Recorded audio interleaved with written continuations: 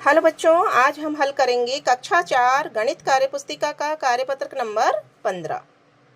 तो यहाँ पर सबसे पहले सवाल दिया हुआ है बच्चों, रिक्त स्थानों की पूर्ति कीजिए।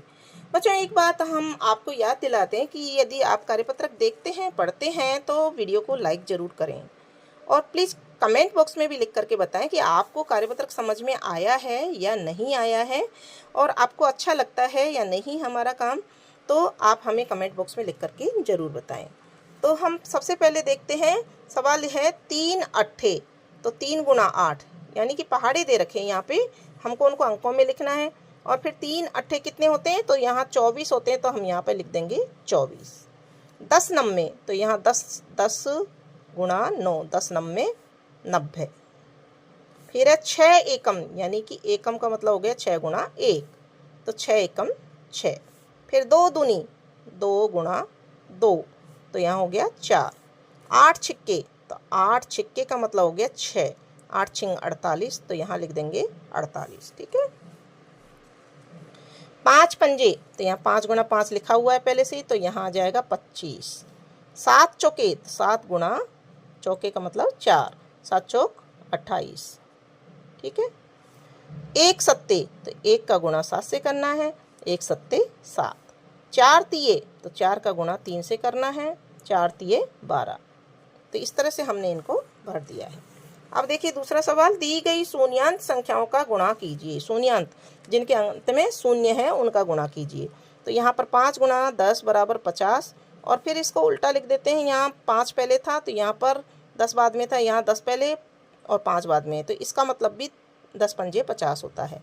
तो यहाँ देखिए 8 का गुणा किससे करेंगे, 10 से करेंगे, तो क्या आ जाएगा 80, और यहाँ लिखेंगे 10 गुणा 8, इसका मतलब भी 10 अट्ठे 80 होता है।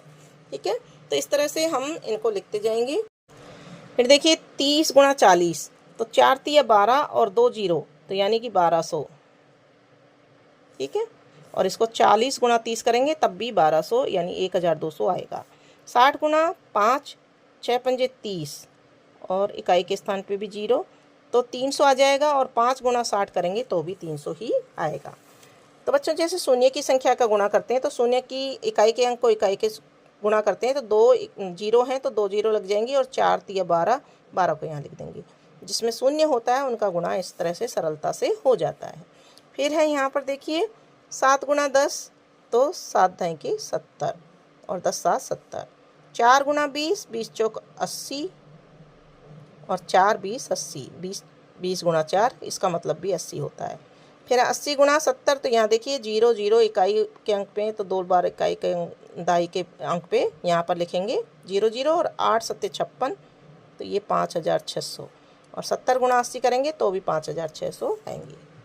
फिर है 4 गुणा 100, तो 400, और 100 गुणा 4 करेंगे तो भी 400 आएगा। अब देखिए गुणा कीजिए और गुण्य गुणक एवं गुणनफल लिखिए।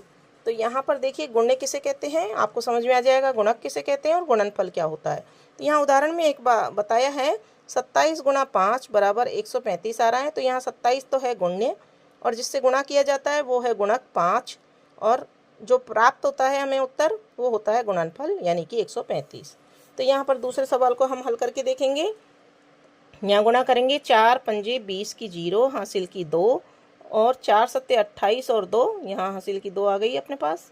ठीक है ना। और 4 सत्ते 28, 28 और 2 30, तो यहाँ 300। तो यहाँ पर गुणने क्या है 75, गुणक क्या है 4, और गुणनफल क्या है 300। आ गया समझ में।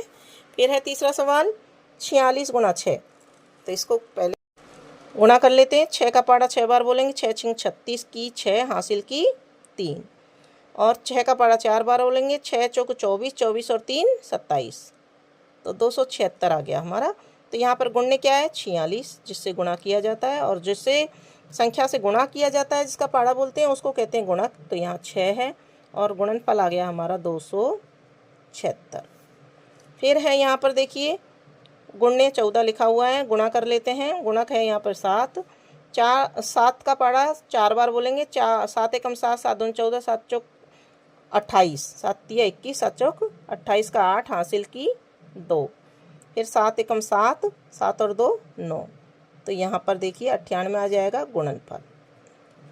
फिर देखिए यहाँ पर 39 गुणा 3 लिखा हुआ है, तो 3 का पहाड़ा बोल के पहले इसको गुणा कर लेते हैं। 3 9 27, 3 9 27 का 7 हासिल की 2, यहाँ पे हासिल की 2 आ गई। 3 3 9 और 2 11, तो 117 आ गया।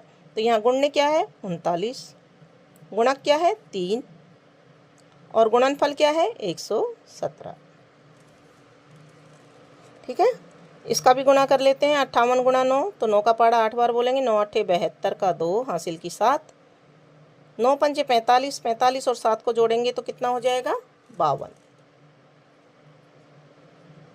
ठीक है, तो यहाँ पर गुणने क्या है 58, गुणक क्या है 9 और गुणनफल क्या है 522। अब देखिए लास्ट सवाल है चौथा। एक कार में 5 व्यक्ति बैठते हैं तो 5 कारों में कितने व्यक्ति बैठ सकते हैं? तो एक कार में 5 व्यक्ति बैठते हैं, 5 कारों में बैठेंगे 5 पंजे 25 व्यक्ति।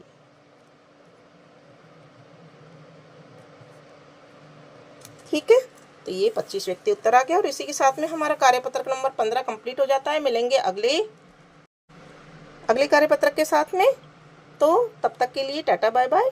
और आपको क्या करना है, वीडियो को लाइक करना है, चैनल को सब्सक्राइब करना है और कमेंट बॉक्स में कमेंट लिखना है। धन्यवाद।